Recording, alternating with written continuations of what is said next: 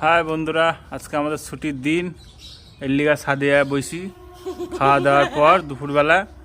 আমার বউ এখন বইছে তেঁতুল মাখতে, দেখেন কি করে। লঙ্কা হাতে লিয়া বইছে, একটু চিনি দিয়ে মাখবো।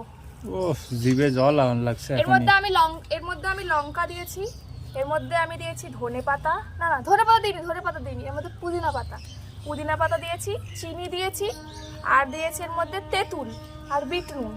কিন্তু পুদিনা পাতা দেয় কিনা এটা আমি জানি না। তো তোমরা যদি কেউ পুদিনা পাতা কোনোদিনও পুদিনা পাতা দিয়ে থাকো তাহলে তোমরা অবশ্যই কমেন্টে জানি, ঠিক আছে?